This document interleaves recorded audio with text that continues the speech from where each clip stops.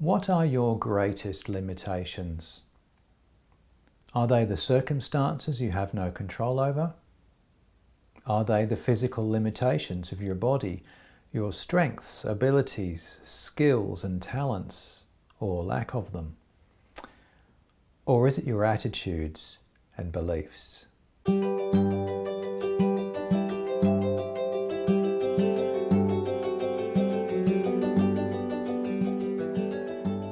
In many ways, chapter 17 is a linking chapter.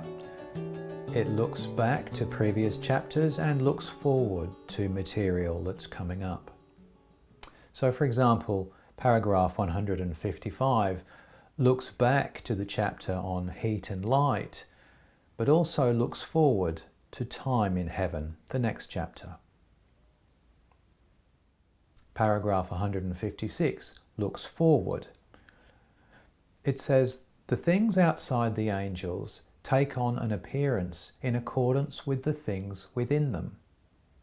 But what these things are and what kind of things they are will be told in subsequent sections dealing with representatives and appearances in heaven. And in a similar way, paragraph 159 looks back to the chapter on the Lord as the Son of the spiritual world and the way the angels' states affect their view of the Lord. The Lord appears to everyone in accord with what his state is, thus glowing when one is in intense love, and less glowing and finally white as his love subsides. The key point here is this: our own inner states change the appearance of everything, including the Lord. The angels added that the Lord does not bring about their changes of state, since he, as a sun, is unceasingly flowing in with heat and light, that is, with love and wisdom.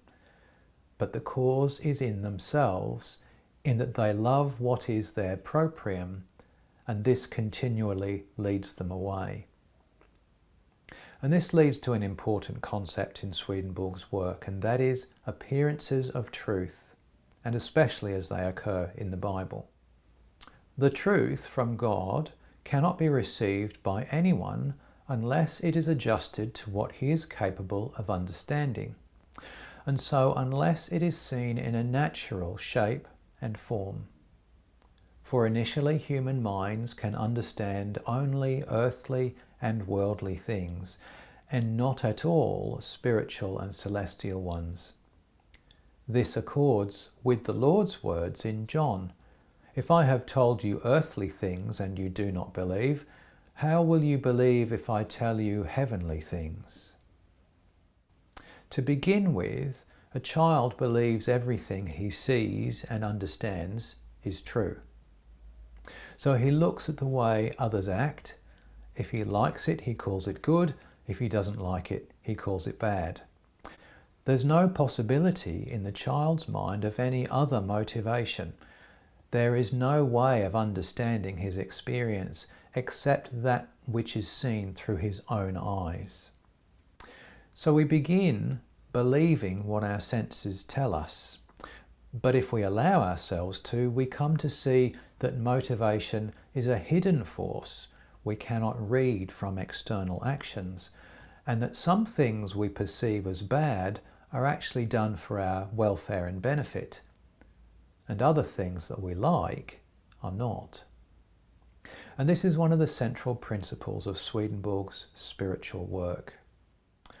It should be recognized that no truths with man, nor even with an angel, are ever pure, that is, free of appearances. Every single one is an appearance of the truth, but appearances are nevertheless accepted by the Lord as truths if they hold good within them. To the Lord alone do pure truths, being divine truths, belong. For as the Lord is good itself, so he is truth itself. Unfortunately, many religions get stuck in a sensory and illusory mindset and they encourage that thinking with a literalistic view of the Bible, as though it teaches divine truth without appearances. And that's grounded in a belief that humans are capable of understanding the infinite and eternal divine. Can we validate this idea from experience? Well, yes, we can. Here's an example from the movies. I'm sure many of you remember the 1999 film, The Matrix. In this scene, Neo learns that even in the imaginary world inside the Matrix, he is still bound by the perceived physical limitations he believed applied to his body in the real world. And we all have examples of the way an attitude or an understanding transforms our perception of the circumstances we find ourselves in, even our perception of our own abilities. So whether you believe someone is an enemy or a friend transforms the way you view their behaviours. And typically our resulting actions only confirm the beliefs we hold about them. They become self-fulfilling prophecies.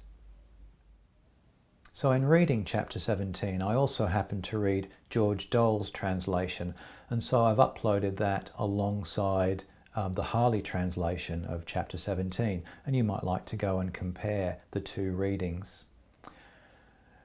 It's fitting in a way because George Dole passed away only a few months ago in June 2021. And here's a fun fact. George ran in a race in 1954 alongside a man called Roger Bannister.